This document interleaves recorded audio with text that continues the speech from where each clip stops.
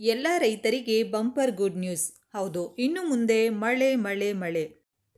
ರಾಜ್ಯದಲ್ಲಿ ಮುಂಗಾರು ಚುರುಕುಗೊಂಡಿದ್ದು ಮುಂದಿನ 7 ದಿನಗಳ ಕಾಲ ವ್ಯಾಪಕ ಮಳೆಯಾಗಲಿದೆ. ಬಂಗಾಳಕೊಲ್ಲಿಯಲ್ಲಿ ವಾಯುಭಾರ ಕುಸಿತದ ಪರಿಣಾಮ ಕರಾವಳಿ ಜಿಲ್ಲೆಗಳಿಗೆ ಹವಾಮಾನ ಇಲಾಖೆ ರೆಡ್ ಅಲರ್ಟ್ ಘೋಷಿಸಿದ್ದು, ಮಲೆನಾಡು ಮತ್ತು ಒಳನಾಡಿನಲ್ಲೂ ಭಾರೀ ಮಳೆಯಾಗುವ ನಿರೀಕ್ಷೆ ಇದೆ. ಹವಾಮಾನ ಇಲಾಖೆಯ ವರದಿಯ ಪ್ರಕಾರ ಉತ್ತರ ಬಂಗಾಳಕೊಲ್ಲಿ ಮತ್ತು ಬಾಂಗ್ಲಾದೇಶದ ಕರಾವಳಿಯ ಮೇಲ್ಭಾಗದಲ್ಲಿ ಚಂಡಮಾರುತದ ಸುಳಿಗಾಳಿ ಸಕ್ರಿಯವಾಗಿದೆ. ಇದರ ಪ್ರಭಾವದಿಂದಾಗಿ ಜುಲೈ 3ರ ಸುಮಾರಿಗೆ ವಾಯುಭಾರ ಕುಸಿತ ಉಂಟಾಗುವ ಸಾಧ್ಯತೆ ಇದೆ. ಇದರ ಜೊತೆಗೆ ಗುಜರಾತ್ನಿಂದ ಕರ್ನಾಟಕದ ಕರಾವಳಿಯವರೆಗೆ ಸಮುದ್ರದ ಮಟ್ಟದಲ್ಲಿ ಸುಳಿಗಾಳಿ ತೀವ್ರವಾಗಿದ್ದು, ಇದು ರಾಜ್ಯದಲ್ಲಿ ಮಳೆಯ ತೀವ್ರತೆ ಹೆಚ್ಚಲು ಪ್ರಮುಖ ಕಾರಣವಾಗಿದೆ.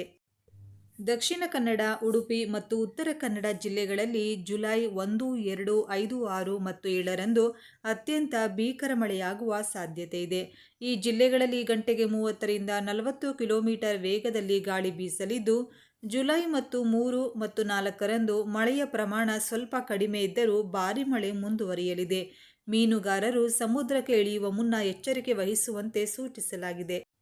ಶಿವಮೊಗ್ಗ, ಚಿಕ್ಕಮಗಳೂರು, ಹಾಸನ ಮತ್ತು ಕೊಡಗು ಜಿಲ್ಲೆಗಳಲ್ಲಿ ಜುಲೈ 5ರಿಂದ 7ರವರೆಗೆ ಅತಿ ಭಾರೀ ಮಳೆಯಾಗುವ ಮುನ್ಸೂಚನೆ ಇದೆ.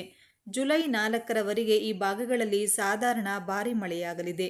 ಬೆಂಗಳೂರು ನಗರ, ಬೆಂಗಳೂರು ಗ್ರಾಮಾಂತರ, ಮೈಸೂರು, ಮಂಡ್ಯ, ರಾಮನಗರ, ತುಮಕೂರು ಸೇರಿದಂತೆ ದಕ್ಷಿಣ ಒಳನಾಡಿನ ಉಳಿದ ಜಿಲ್ಲೆಗಳಲ್ಲಿ ಮೋಡ ಕವಿದ ವಾತಾವರಣವಿದ್ದು ಸಾಧಾರಣ ಮಳೆಯಾಗುವ ನಿರೀಕ್ಷೆ ಇದೆ. ಉತ್ತರ ಒಳನಾಡಿನ ಬೆಳಗಾವಿ, ಧಾರವಾಡ ಮತ್ತು ಹಾವೇರಿ ಜಿಲ್ಲೆಗಳಲ್ಲಿ ಜುಲೈ 7ರವರೆಗೆ ಭಾರೀ ಮಳೆಯಾಗಲಿದೆ. ಬಾಗಲಕೋಟೆ, ಬೀದರ್, ಗದಗ, ಕಲಬುರಗಿ, ಕೊಪ್ಪಳ, ರಾಯಚೂರು ಮತ್ತು ವಿಜಯಪುರ ಜಿಲ್ಲೆಗಳಲ್ಲಿ ಸಾಧಾರಣ ಮಳೆಯಾಗುವ ಸಾಧ್ಯತೆ ಇದೆ ಎಂದು ಹವಾಮಾನ ಇಲಾಖೆ ತಿಳಿಸಿದೆ.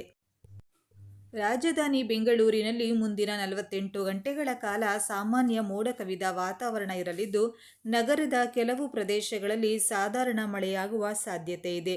ಗರಿಷ್ಠ ತಾಪಮಾನ 27 ಡಿಗ್ರಿ ಸೆಲ್ಸಿಯಸ್ ಮತ್ತು ಕನಿಷ್ಠ ತಾಪಮಾನ 21 ಡಿಗ್ರಿ ಸೆಲ್ಸಿಯಸ್ ಇರಲಿದೆ. ನಗರದಲ್ಲಿ ತಂಪಾದ ಗಾಳಿ ಬೀಸಲಿದ್ದು, ಜನಜೀವನದ ಮೇಲೆ ಅಲ್ಪ ಪರಿಣಾಮ ಬೀರಬಹುದು. ಭಾರೀ ಮಳೆಯ ಮುನ್ಸೂಚನೆ ಇರುವುದರಿಂದ ತಗ್ಗು ಪ್ರದೇಶಗಳಲ್ಲಿ ವಾಸಿಸುವ ಜನರು ಎಚ್ಚರಿಕೆಯಿಂದ ಇರಬೇಕು. ವಿದ್ಯುತ್ ಕಂಬಗಳು ಮತ್ತು ಮರಗಳ ಕೆಳಗೆ ನಿಲ್ಲಬಾರದು. ತುರ್ತು ಪರಿಸ್ಥಿತಿಗಳಿಗಾಗಿ ಸ್ಥಳೀಯ ಜಿಲ್ಲಾಡಳಿತದ ಸೂಚನೆಗಳನ್ನು ಪಾಲಿಸಬೇಕು.